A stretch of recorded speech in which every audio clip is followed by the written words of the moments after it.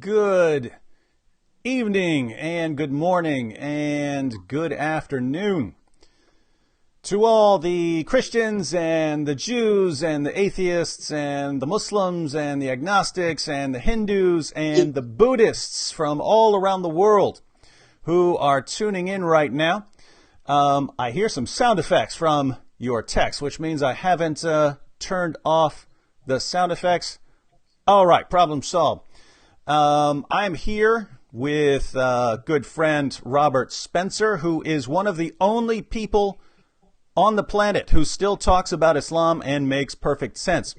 So Robert is the author of about 487 books on Islam, the most significant being his recent masterpiece, The History of Jihad. Robert, while all of my friends here and I are clicking that like button, and then we go out and share with all our friends that we are live on, that we're live here discussing the history of jihad. Why don't you tell us a little bit about what you do at Jihad Watch? Thanks, David, and peace be upon those who are rightly guided. I am the director of Jihad Watch. For 15 years, every day of my life, I have chronicled jihad activity, violent and stealthy, in the United States and around the world, in all its forms and manifestations, as many news stories as I can find. I also provide a general explanation on each one, some brief commentary, sometimes lengthy commentary, explaining why this really is jihad, despite the establishment media obfuscation and attempts to cover up that fact. And so jihadwatch.org is your one-stop resource for news about this ongoing threat and little understood phenomenon. And then, yes, I also have the books which deal with the Quran, with Mohammed, and most recently with the history of jihad. Now, Robert, I'm a little confused because you seem to think that jihad is actually a problem and not something that's great for humanity. And the reason I find this confusing brings us to the topic that we're going to be addressing right now. Mohammed Hijab. We share lots of information, but we come up with new opportunities to share information that we've shared before in different contexts. But Mohammed Hijab, in a recent debate, during the Q&A, there was no opportunity to respond to something that someone else said in the Q&A. So Mohammed Hijab was asked, how do you account for the spread of Christianity by the power of the Holy Spirit, not through the sword? Whereas Islam was spread by the sword. And Mohammed Hijab responded by insisting that Christianity only ever spread through the sword, whereas Islam spread organically. And Islam only fought people who basically deserved it because of the things that they were doing. So I have never tried to play a video clip live. I do want to try that right now just so people can see what we're talking about. And let's go ahead and see what Mohammed Hijab claims. Point 2 about Christianity not being spread by the sword is a misreading of history. Actually, if you look at Constantine and the Theodosian Code, actually the only way Christianity spread through the Roman Empire was through the sword. Look at the primary source material about the Theodosian Code. From Theodosius II, he enforced Nicene Trinitarianism by force, according to all of the historians, across the whole of the Roman Empire until the pagan religions of the Romans were completely dissipated. Not to mention, of course, colonialism. Not to mention, of course, the Spanish colonists. Not to mention, of course, one of the biggest casualties in war in human history, yes, one of the biggest, was when the Spanish Empire and the French Empire and the British Empire spread it to your country in Africa. It spread it everywhere. Don't tell me it wasn't spread by the sword. Don't tell me it wasn't spread by the sword. What are you talking about? The difference between Islam and Christianity in this regard was that Islam spread organically, whereas Christianity required a man who was an empire at that time to spread it forcefully. We fought, as Muslims, the bigger enemy. You were the bigger enemy, fighting the smaller people. That's the difference. Don't tell me about these things. Don't misread history. All right. Now, that should be somewhat frightening because he's saying you guys, you are the bigger enemy. So Muslims fight Christians because Christians are the bigger enemy historically. And he certainly would views me as an enemy and you as well, Robert. Now, that was those were some interesting claims there. First, I mean, we can kind of break them down. So the main claim in the first part was that Christianity only spread through violence. Those were his words. Christianity only spread through violence, whereas Islam spread organically, and again, only fought because, there were certain people who were bullying people and Islam had to stand up for these poor people. Suppose we grant, and we would have to grant, there was violence in Christianity. What's interesting is, in Christianity, we discuss it, right? I mean, in your book on the history of jihad, you discuss things like the Crusades, right? Oh yeah, there's a big chapter in the book on the Crusades, and a discussion in there on how they were justified and what the context of them is, of course, which was after 450 years of jihad activity that had overwhelmed half of the Christian world, that had never been answered by any military action at all by the Christians. So Mohammed Hijab here is claiming that Islam was only responding with violence because, Christianity was the big enemy out there, whereas it was Christianity responding in the Crusades because of Islamic violence. Is that what you're claiming? Well, yeah, actually, it started with the Battle of Manzikert in what is now eastern Turkey in 1071. And the Byzantine Empire suffered a catastrophic defeat, and the emperor Romanos was captured, and the empire actually lost its heartland, which was what is now Turkey. It was the agricultural center of the Byzantine Empire, and thus the source of its sustenance, really. And it lay open now for conquest by the Turks, which conquest was, of course, so thorough that now the land there is known as Turkey. Now, the emperor, the Byzantine emperor, seeing this happen, Alexius Comnenus, he was deeply alarmed, and even though this was only 17 years after the final split between the Eastern and Western churches, or what are known today as the Catholic Church and the Orthodox Church, he nonetheless appealed to the Pope for help and asked that the West send soldiers to keep the Christian empire from falling and to protect the Christians of the area. And it took some time for a variety of reasons, but it was in response to that call that the First Crusade was called by Pope Urban II in 1095. Now, with that said, you grant that there were horrible atrocities committed during the Crusades, by the Christian side, right? Oh yeah, and they're in the book as well. So you don't try to conceal this fact. You can openly discuss things that happened in the name of Christianity or in the name of Christ, or not very often not in the name of anything, but since they're done by Christians, they get brought up as criticisms against Christianity.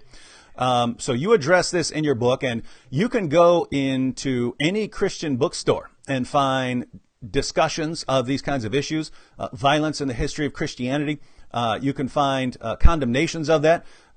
It's not a secret in Christianity. If you are an educated person, you go to college, you'll hear about these things, very often skewed versions of this to make things sound historically much worse than they actually were in certain circumstances. But people don't hide from this, right? We don't hide from violence in the name of Christ wherever it has been committed.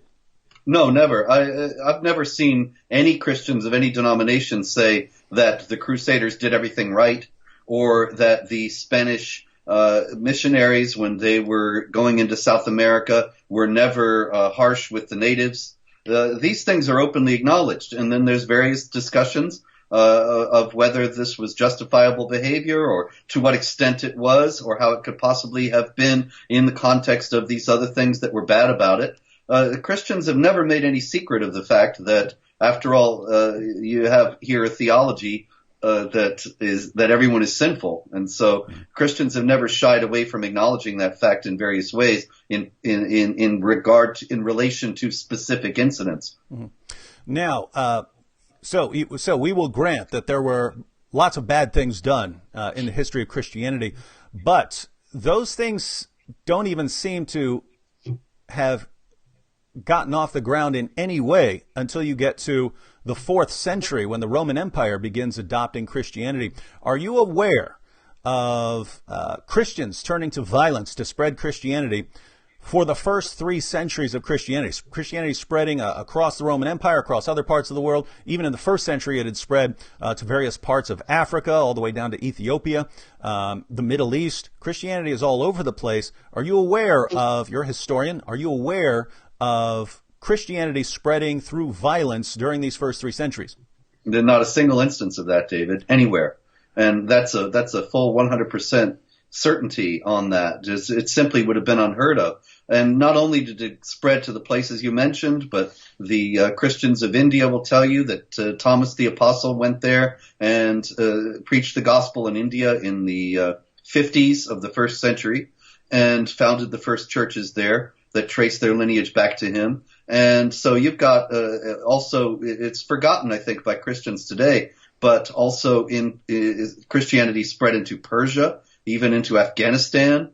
And this is all in the context of a time when there was discussion among the Christians of the Roman Empire whether it was even permissible for them to serve as soldiers in the Roman Empire, because that would involve killing.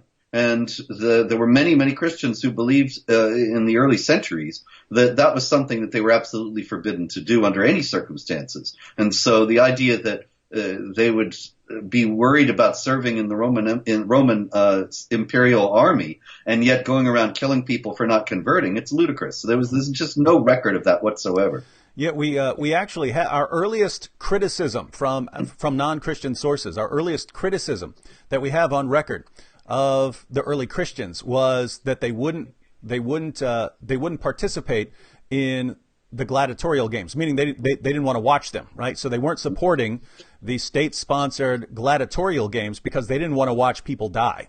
And they didn't want to treat this as sport. These were people who were created in the image of God. They didn't want to see them killed. So the only way Christians were going to participate was as the victims of these sorts of contests.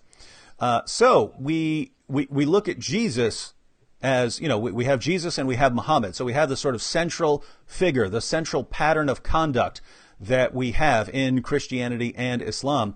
And that would be the first place we should look if we're trying to compare these two ideologies in terms of peace and violence.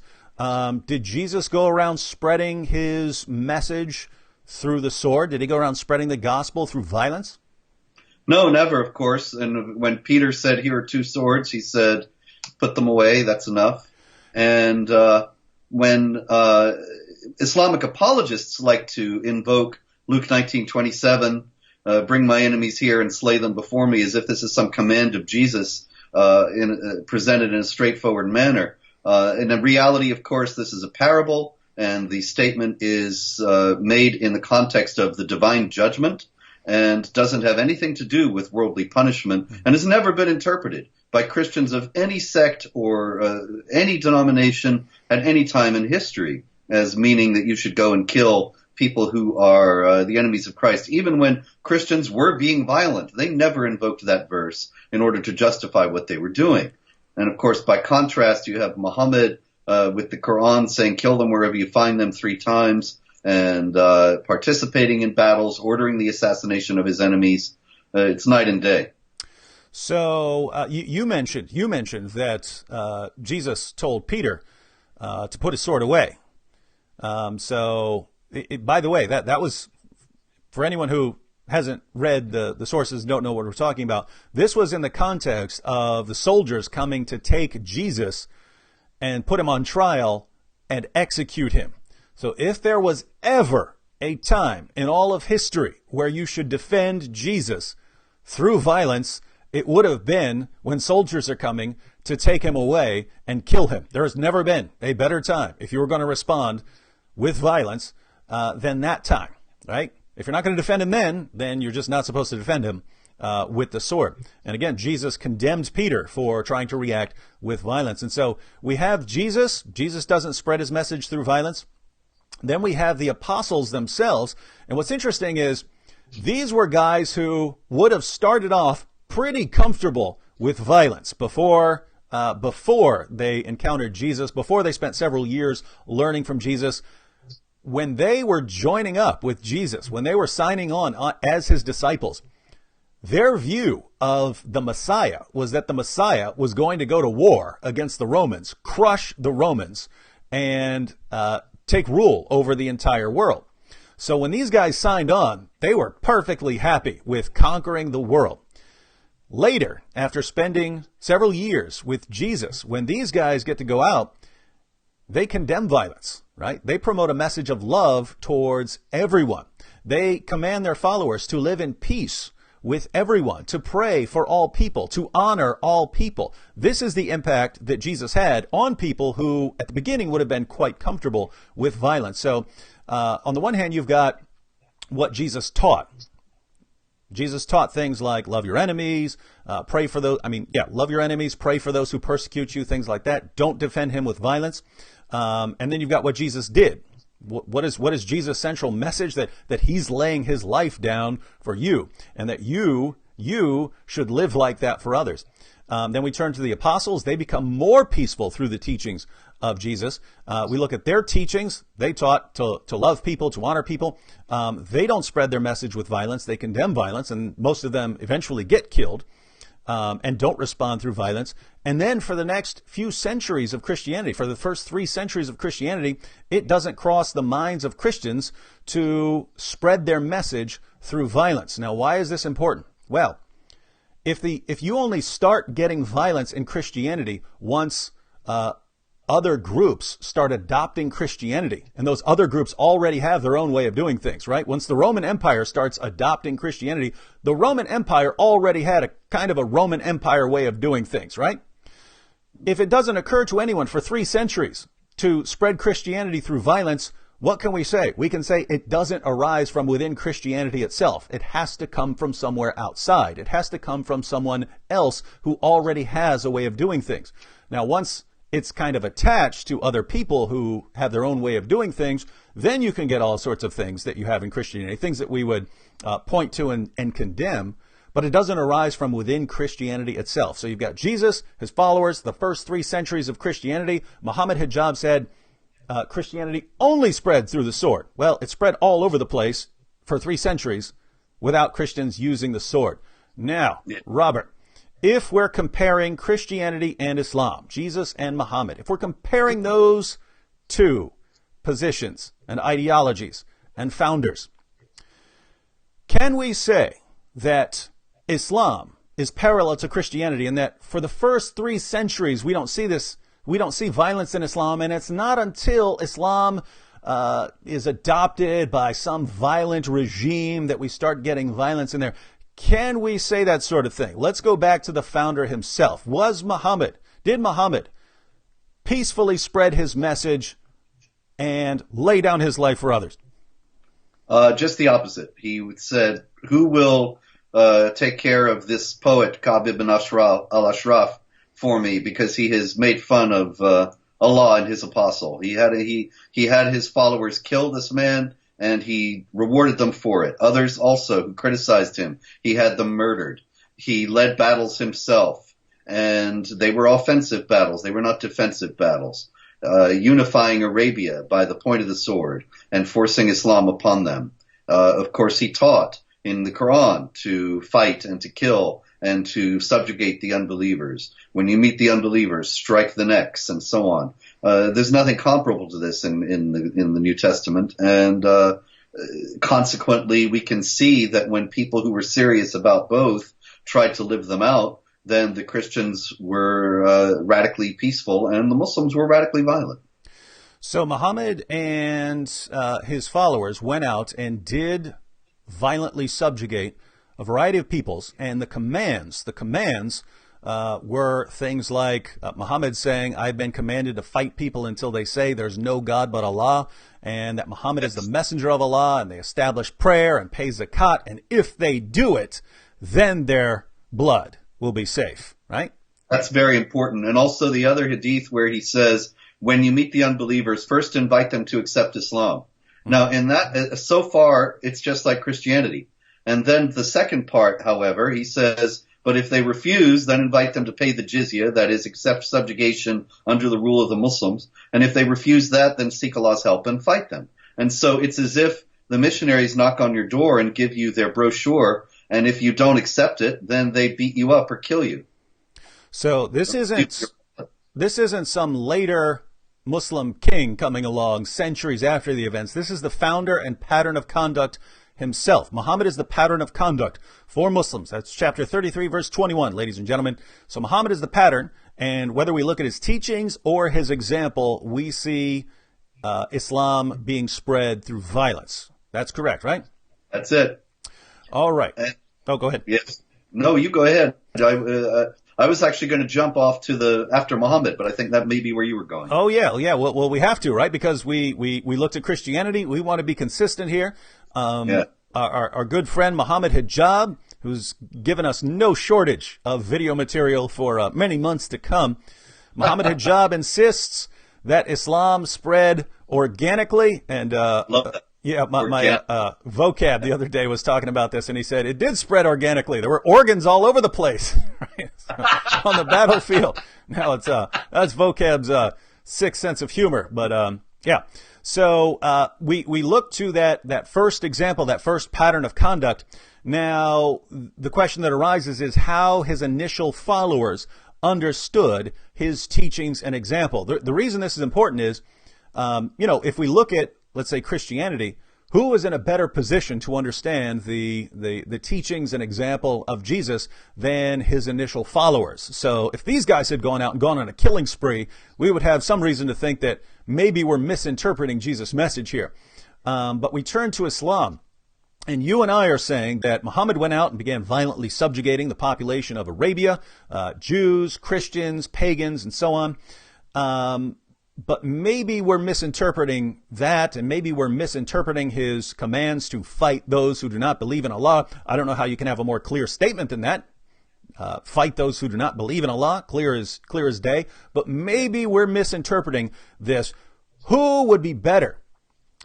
Who would be better? Where can we go than to go to his initial followers and see how they interpreted his teachings and example? Do we find the 4 rightly guided caliphs and the armies that they commanded interpreting Muhammad's commands and example in a peaceful fashion so that they went out and spread Islam organically rather than through force?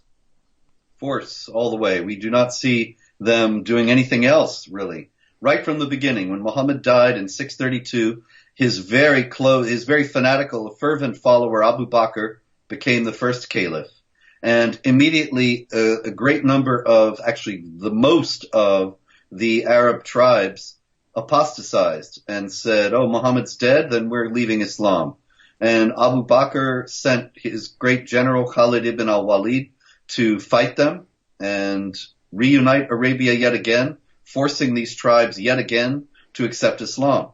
These are the famous wars of apostasy, the Ridda wars, that made sure that Islam would survive. And it was all by force, organically, as vocab said, with organs all over the Arabian sands.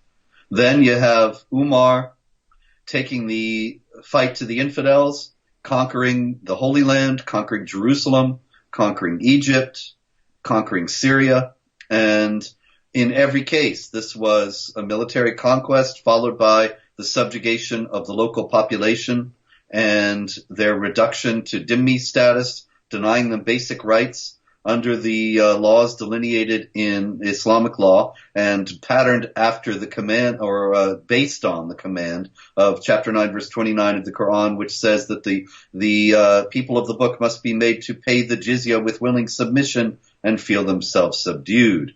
And so the effects of this, of course, we still see in the world. You look, for example, at Egypt. Egypt was 99% Christian before Umar came in, and now it's about 10% Christian. Did all the Christians leave Egypt? No. Life was just so hard for them under the subjugation that they were made to endure that over time, most of them converted to Islam.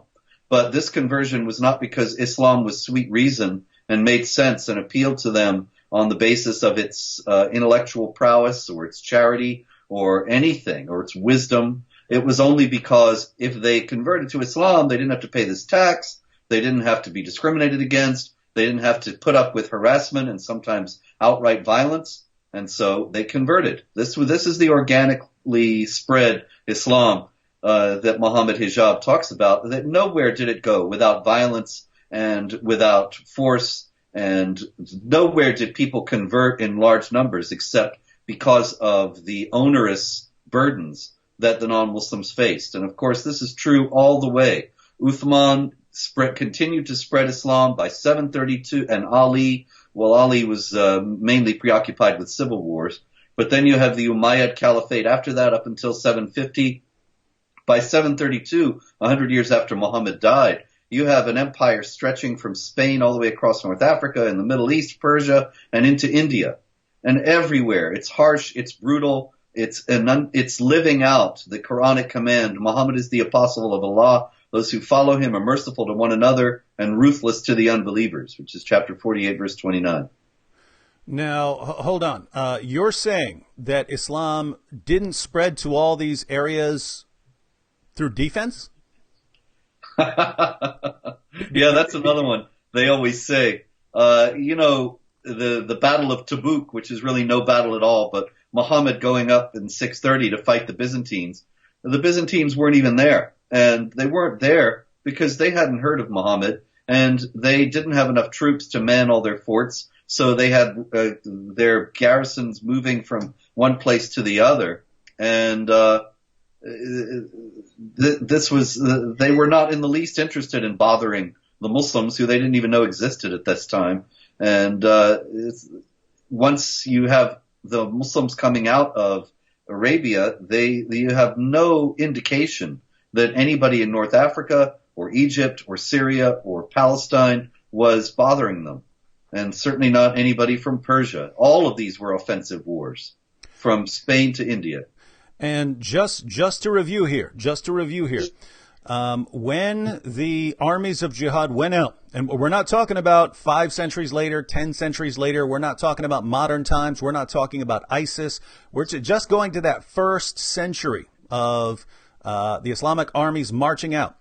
The message that they brought to the unbelievers that they were attacking was, you need to, depending on who you were, convert, or you need to convert, or you will be fought, unless you happen to be a possibly protected group like Jews or Christians, in which case you could submit to the authority of Islam and pay the jizya. So that was the message. It wasn't, hey, we're just fighting you defensively. This has nothing to do with religion.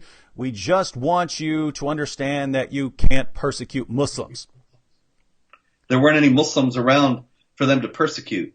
You know, I mean, the whole thing is so absurd on its face. It shows how people like Mohammed Hijab and other Islamic apologists rely on the ignorance of their audiences to carry across their message. And of course, most people today are ignorant of history. And this is all the more reason why it's important to try to get the word out. There were no Muslims in North Africa before the Muslims invaded.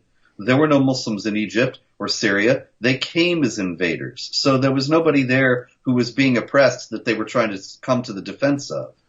And then in India, because you said they have the status of the people of the book and they can be subjugated.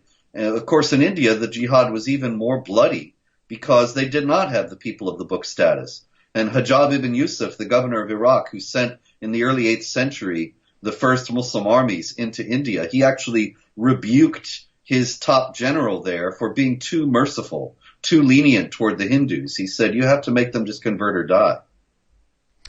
And so that's Islam sort of expanding east. Let's round out basically the first 3 centuries, because if we're talking about the first 3 centuries of Christianity, we should compare this with the first 3 centuries of Islam. And there's actually a good basis for that. Muhammad said that the best generation of Muslims was that first generation. and that the next best generation of Muslims would be the next generation, and that the next best generation of Muslims would be the third generation. So the farther back you get, the more authentic the believers are, and the implication would be that, modern Muslims just don't count for much at all, according to Muhammad. So if we look at those first three generations and we expand it on out, we've got the first 3 centuries of Islam. Muslims go east, somehow defensively, all the way fighting through just through defense, all the way into India. Be good to expand upon that a little bit more. But what happened as Islam spread west? The same thing, really. You have the first siege of Constantinople, which was at that time the most important city in the Christian world, the seat of the Christian Empire, the Byzantine Empire, and Rome was in the middle of the Dark Ages and was in eclipse at the time. Constantinople was the real prize, and the Muslims besieged it in 675 first, again in 717, and they kept trying to get it for 1400 years until finally they did conquer it in 1453, which was a very great significant event for the Muslims because there was a prophecy of Mohammed in which he said, first you will conquer the new Rome, which is Constantinople, and then you will conquer the old Rome, which is the city we think of as Rome, which of course they're working on getting today. But here again you have aggressive warfare, not provoked by any attack. As I said, the Byzantines weren't even there when Muhammad went up to Tabuk in 630, and they were not prepared for this massive military strike from Arabia that rolled up a great deal of their empire in North Africa, in Egypt, and so on. And it's another historical myth that the Byzantine, that the people under Byzantine rule in Egypt and elsewhere, they welcomed the invaders. I've seen this written many times, and Islamic apologists like to say it, because supposedly the tax burden that the Byzantines were laying upon these people was so great that they hated them and were glad to be rid of them. Now, in contrast, when I wrote the book, The History of Jihad, I used primary sources, not what modern-day historians say, but what was going on at the time. And one noteworthy little bit of information from the conquest of Egypt has the Caliph Umar writing about it and saying that he needs money and saying that how do you think we're going to pay for the troops that we have to keep covering Egypt with? And I was thinking when I read that for the first time, why is it that he has to put any troops in Egypt at all? I thought that the Muslims were welcomed as liberators. But if he's got to cover the land with troops, as he said, then clearly the people are not very happy about their new overlords. And so he has to make sure that they stay in line. And here again, then, it's not a peaceful matter at all. And of course, the Muslims drove on across North Africa, which were ancient Christian lands where some of the most prominent Christians of the early church lived, Cyprian, Augustine of Hippo, and so on. And they went into Spain, they invaded Spain, and pressed on into France. No, hang on. How could they possibly get into Spain, right? I mean, you'd have to cross some water there, and it's very odd to think that this was defensively. I mean, if you are going to a different continent, I don't know how you're doing that defensively. So how did that come about? Well, actually, you're absolutely right. It was a gratuitous attack by the Muslims that was facilitated by a Christian who was angry with the Visigothic king of Spain. And so he lent the Muslims his boats so that they could deceive the Spanish guarding the shoreline and keep them from putting up their defenses. And it worked. But as far as the Muslims were concerned, the Visigoths had not attacked them in North Africa, had not bothered them at all, and they had no reason to invade Spain other than that they had this imperative from Muhammad that you quoted earlier. I've been commanded to fight against people until they confess that there is no God but Allah and I'm his messenger. So the Muslim armies crossed over into Europe and were attacking Europe.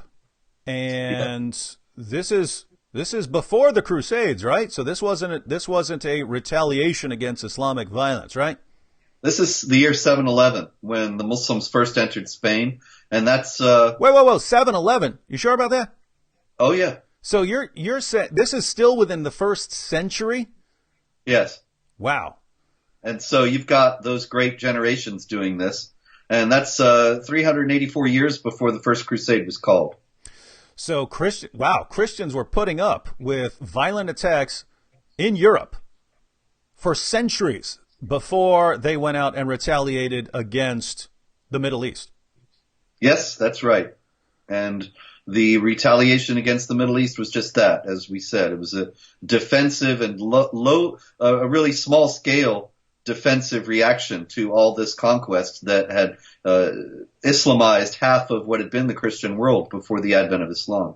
So why if the Muslims invaded Europe, did they stop because they eventually realized that Muhammad called for peace with unbelievers? And so they realized, hey, some of our leaders, some of our generals, some of our caliphs have been misinterpreting the commands of Allah and Muhammad, and we need to get back to the basics of Islam, namely living in peace with the unbelievers, and therefore we need to halt our aggression against the unbelievers, against the Christians. Is that what happened? No, unfortunately not. Nor was there a moderate Muslim movement that stood up and said, you're misunderstanding Islam and you have to halt these armies. There was never any, this was done by the leaders of the Islamic world, and there was never any pushback among Muslims. So why did they stop then? They got stopped in 732 in the middle of France. It's really, I think a lot of people think that they were down in southern France right by Spain. But if you look at the map of France, Poitiers and Tours, where the great battle was fought in 732 that stopped them, it's in north central France. And they were advancing briskly. They were stopped by Christian armies that were defending France and the rest of the continent, for that matter. The historian Edward Gibbon says that there was nothing that would have kept the whole of Europe from being conquered and Islamized, except for this French army at Tours. There was nothing in Germany, nothing in Poland that would have stopped them. And they would have, if they had not been stopped there, they would have gone all the way across Europe. Well, now I am hopelessly confused because according to Mohammed Hijab, Islam was just spreading organically and only resorted to fighting when it was a force that was threatening Muslims. And here you're talking about Islam crossing over into Europe and trying to take over Europe and only stopping when they were forced to from an outside force. And I'm trying to compare this with Christianity, where Christianity spreads through peaceful preaching and conversion, and you only get any hints of violence once an outside force starts adopting it. So it seems to be a complete reversal of what we find in Islam, and all of this is a complete reversal from the claims of a self-styled academic researcher like Mohammed Hijab. Yeah, I think Mohammed Hijab's claims were entirely cynical. I expect he himself knows that they're not true, but he was figuring that his audience doesn't know that they're not true. And you, of course, did not have an opportunity to respond. And so he knew he could get away with it. If he does not know these things, then he himself has been indoctrinated with a lot of the revisionist and worthless historical fiction that is passing for reality in all too many universities today, and I would think that would be unfortunate. But it may be that he is a victim, but I rather think that he is a perpetrator. Yeah, normally when a Muslim tells me Islam is peaceful and that, it was Christianity that was violent and the Crusades and Muslims were just minding their own business for centuries when Christians decided to attack them in order to convert them to Christianity. I normally don't think someone's trying to trick me or deceive me. I normally think, okay, this person absorbed a lot of nonsense from all kinds of sources. If the person thinks that, so I normally think, okay, this person hasn't read the Muslim sources. This person hasn't studied history. This person has heard this from his or her parents or imam or the media or something like that. But I normally don't think deception.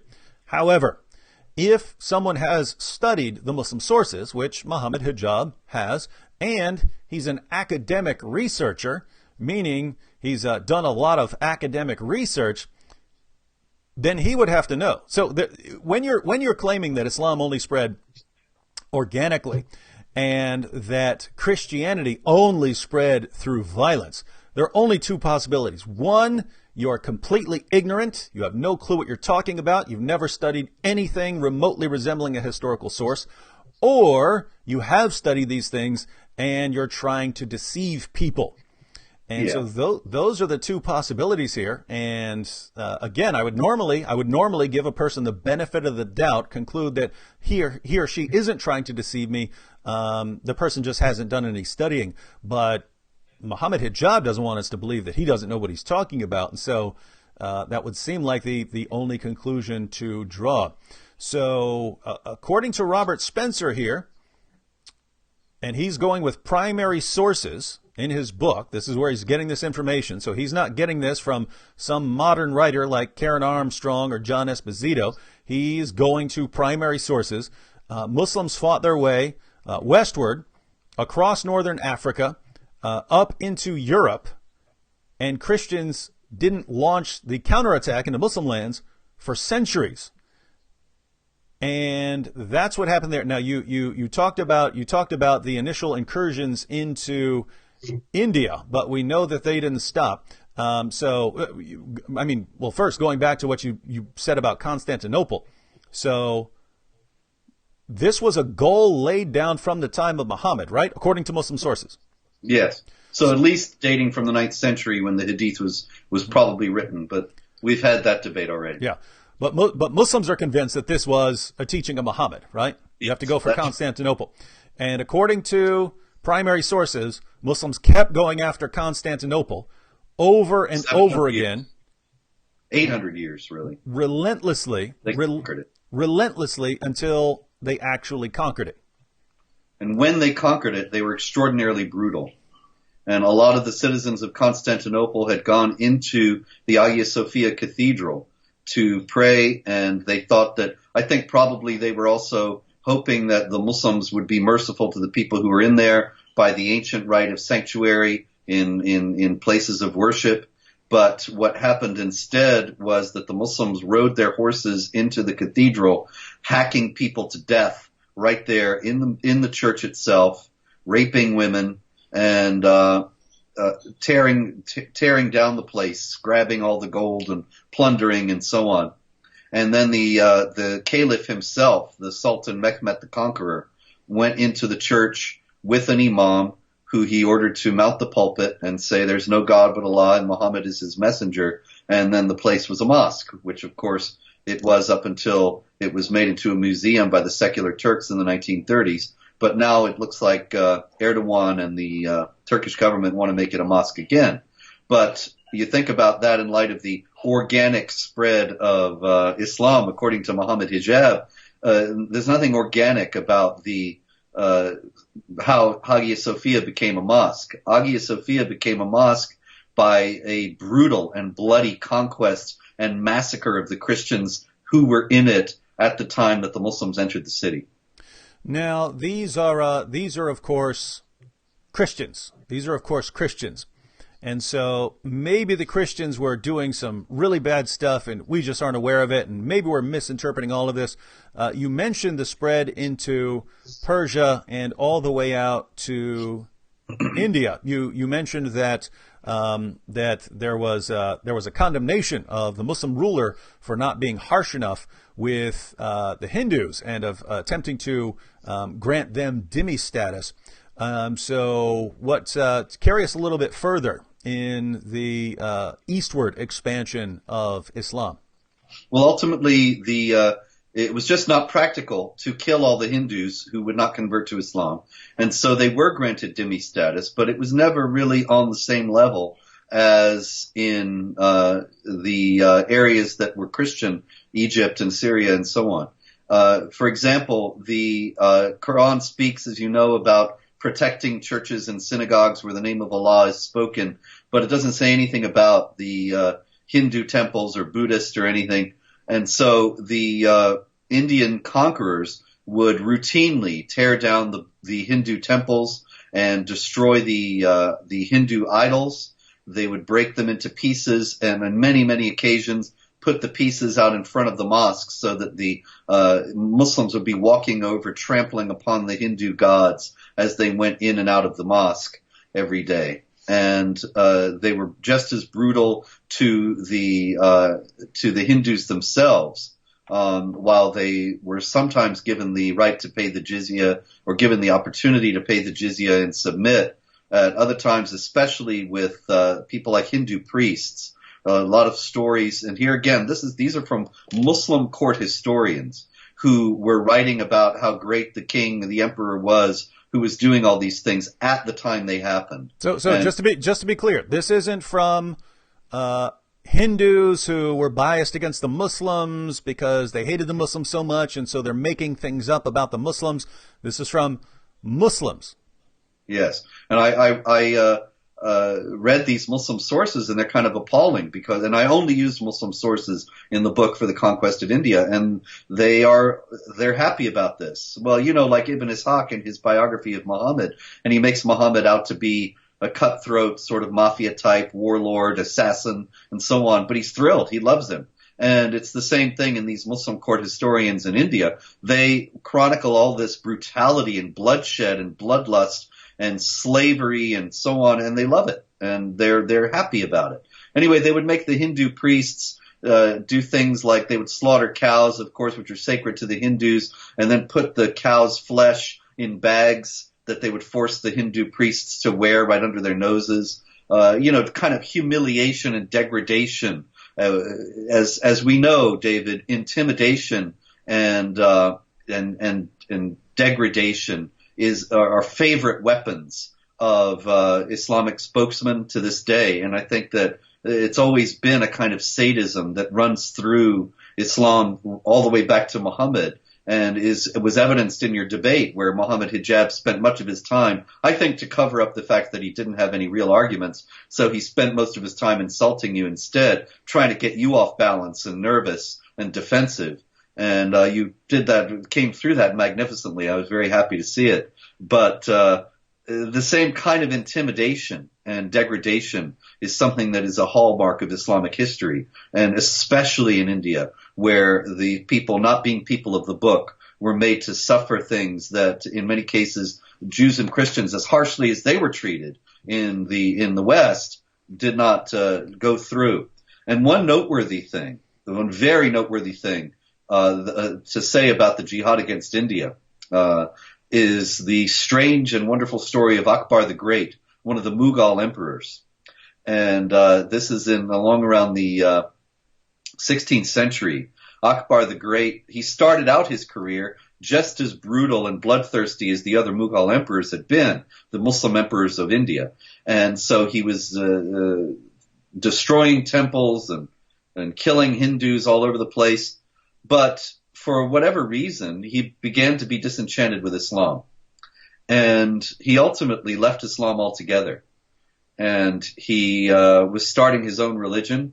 He liked to, I think he was a interesting guy. He liked to have the people say Allahu Akbar, not because he was a pious Muslim, just the opposite, because his name was Akbar. And so they were saying Akbar is God, Akbar is Allah. And as he became less and less Islamic, and he tried to, I don't think they ever met, but he reached out to the Christian missionaries, the Portuguese in Goa, and he was speaking with Hindu priests and others, and he began to relax the restrictions on the Hindus.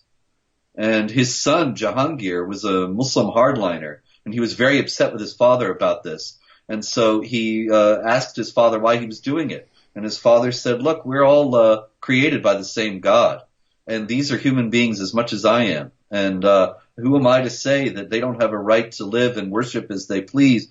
Really, it's a remarkable statement coming from somebody in the context of Islam.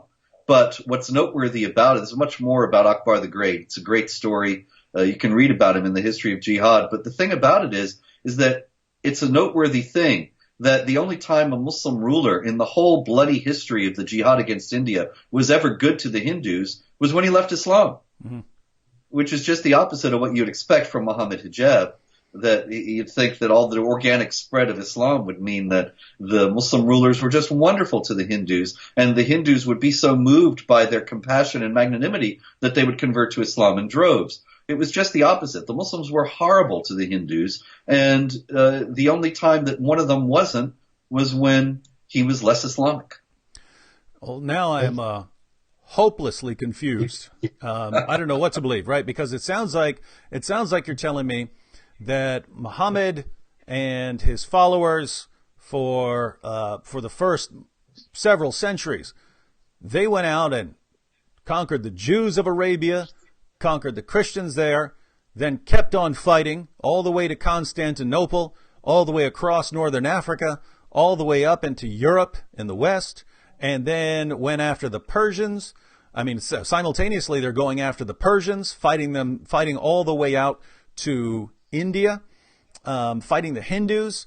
So you've got groups all across the Muslim world. You have different groups, different leaders following different commands of different generals and so on. And they're all coming to the same conclusion about what they're supposed to do, right? And so now if this is what Muhammad said and did, and this is what his companions and the rightly guided caliphs said and did, and this is what the first 3 centuries of Muslims said and did, there are only two possible explanations. One, either Islam does call for the violent subjugation of the entire world, and Muslims set out to do this, and the only time they didn't succeed is when they were stopped. Or two, Allah and Muhammad are the worst communicators in all of history. Right? They're trying to say, hey guys, just spread organically. Just spread your message through peaceful preaching. But it comes out, fight those who do not believe in Allah. I've been commanded to fight people until they say there's no God but Allah. It just keeps coming out like Muhammad has some sort of Tourette's syndrome and Allah has some sort of cosmic Tourette's syndrome. They want to say peaceful things, but they just can't manage to. It keeps coming out as all of these violent orders to subjugate the entire world. And by the way, you peaceful Muslims out there, if you ever wonder why groups like ISIS would gladly kill you too, why you are in danger from groups like ISIS, it's because of that, right? When you say, oh no, he said fight those who do not believe in Allah, but what he really meant is only fight in self-defense, only spread organically. You're basically saying that you are a better, clearer communicator than Allah himself. In his eternal word, which he had all eternity to get it exactly the way he wanted, and you're saying that you, in the United States of America, have come along and said it far better than he ever could. And also, if Islam taught peace, if Muhammad taught peace, and the Quran teaches peace, then you've also got the fact that the foremost exponents of this message, the rightly guided caliphs, followed by the Umayyad Caliphate, the Abbasid Caliphate, the Umayyad Caliphate of Cordoba, the Fatimid Shiite Caliphate, the Ottoman Empire, the Persians, when they became Shiite, and every last Islamic entity that has ever been in the world has misunderstood Islam and thought that it had to do with warfare against unbelievers, because every one of those entities that I just named and many others have pursued that warfare. And none of them have ever said we have to live in peace with the unbelievers. So yeah, those are your options, my Muslim friends. Either 14 centuries of jihadis were correct. They understood exactly what Muhammad and Allah were commanding. Or you, the peaceful westernized Muslim, you're the one who finally came along after 14 centuries of Muslims. You're the one who finally figured out what Allah really meant. And if that's what you're claiming, then what you're claiming is Allah is just a horrible communicator. His prophet is just a horrible communicator, because no one understood what they were saying for 14 centuries. You come along. So that's, again, that's why groups like ISIS would have nothing but contempt for you. You are showing contempt for your God and your prophet when you think that off the top of your head, when you've never studied a Muslim source in your life, you can understand what Allah and Muhammad said and meant far better than 14 centuries of Muslims and Muslim scholars and Muslim leaders who were swimming in a sea of Islamic teachings and commands. All right, we've only got a couple of minutes left. I did want to answer one quick question on the Super Chat because it's relevant to what we're talking about. Rocky Flintstone says, I've been a fan of you, Mr. David, and Mr. Robert. Will you be open to translating your videos into Urdu and Hindi to reach Pakistani and Indian people? I can speak for myself. Yes, absolutely. As far as videos I've made, this shows you what a horrible, horrible person I am, but it actually shows you how little time I have with 5 kids and 2 of them disabled and so on. I actually have Urdu-speaking Pakistanis and Indians who've been asking me for content, saying they'd love to translate it and dub certain videos or re-record certain videos in their own language. And I just am always way behind on things like that. But you have my permission. If you want to take my videos, download them, add subtitles, re-upload them to your own channel, you can do that anytime. You don't have to give me credit. I don't care. If you want to take something I said in a video, take the content, re-record it in your own language, you saying it, you don't have to give me credit. I don't care. I'm not stingy with my material. And just so you know, when I get a chance, when I get more squared away time-wise, I will be glad to send out content to people who want to do some translating. I did, with these last couple minutes, want to give a quick shout out to everyone who contributed on the Super Chat. Ham Sunshine, Tom S., Chaco Curran, Gerald Perry, Arlen 3, and Pedro Rodriguez, and of course Rocky Flintstone. Hope I didn't miss anyone. But thank you to everyone. Now, Robert. Yes, sir. The thing that bothered me most about that debate was not Mohammed Hijab insulting me. I've repeatedly told people I don't have any problem with people insulting me. I know that I upset Muslims, and so even death threats don't bother me anymore. I've gotten too many of them, so I understand that. I understand a Muslim being upset at me, given the things that I say, the information that I share about Islam. So that doesn't bother me at all. I was bothered a bit. By Mohammed Hijab agreeing beforehand that we weren't going to go off topic, there wouldn't be insults or personal attacks, that we would be respectful and friendly and so on. I did have a problem with him agreeing to that ahead of time and then completely violating it as if he had never, ever intended to honor that agreement. And you and I have had that experience before, right? Yeah, we had that debate with the Shiites in was it Philadelphia? Yeah, somewhere around there. Yeah, and the guy was all friendship and sweetness and light, and then at the end, when it was impossible for me to respond, he began a series of ad hominem attacks, making various claims that I was responsible for mass murder and so on. And, talking about politics when we were required to agree ahead of time that there weren't going to be personal attacks, there weren't going to be discussions of politics and so on, right?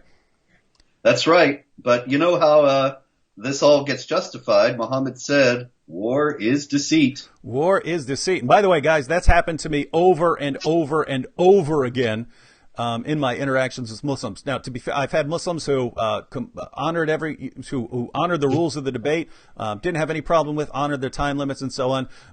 But over and over again, when I've been required to agree to terms ahead of the debate, I've seen every time that I can think of right now, the rules were violated. And so, but even that is not what really, really bothered me. What bothered me most was that the audience would mindlessly cheer for anything, even if it was obviously false, right? So there are all kinds of things that we could point out here. Mohammed Hijab said all kinds of things that are false. We'll be addressing those in videos. Lots of videos have already been made by myself and other people. But on something like this issue, where Mohammed Hijab yells, Christianity only spread through violence, and Islam just grew organically, and the crowd cheers.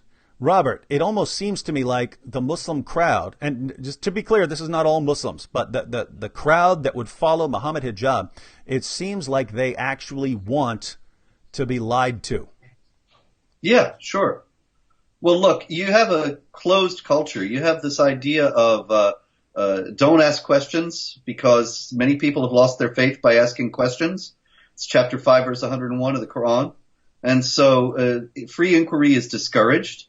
Doubts are stigmatized, such that even the investigation to try to determine if the thing is true is dangerous. And you have a group of people who live in this atmosphere. They're hungry for somebody to come along and tell them that it's all right, it's all true. And even if they know that they have to stretch it to get there, it's a very great need that they have, because the alternative is just not thinkable for them. They can't leave the community. They'll be shunned by their family. They'll be under death threat. They could be killed, and so on. So you've Better got locked to by Mohammed Hijab than to be killed. So you've got Mohammed Hijab, and the reason he is all too happy to lie to his audience is that the audience is all too happy to be lied to. If I were to make up things while debating, I wouldn't have to hear about it from Muslims or from atheists. I would hear about it from Christians. Christians would be messaging me saying, how dare you, David? How dare you say these things that are false? But if you are a Muslim debater and you make things up, there are just no repercussions for you. And that's just a sad state of affairs. All right. Well, it kind of breaks my heart to sign off now, because we have 900 people still on, but we're going to have many more live streams here in the coming weeks and months. And we don't want to go through all the material. Probably in our next live stream, I'm going to have Anthony Rogers on, and we're going to discuss Allah's physical characteristics. If you watch the debate, you'll remember that Mohammed Hijab seemingly had no clue what I was talking about when I said that Allah's body parts, the physical descriptions of his body parts, his face, his hands, his legs, and so on, were, according to Muslim scholars themselves, supposed to be interpreted literally. Mohammed Hijab says he had no clue what I was talking about. He's not aware of that. So Anthony Rogers and I are going to be happy to share some knowledge about Islam with him. Until then, thank you, Robert Spencer. We'll have Robert on again, because there will always, unfortunately, be issues to discuss with respect to jihad. So until we're here again, just remember, if you're going to walk on thin ice, you might as well dance.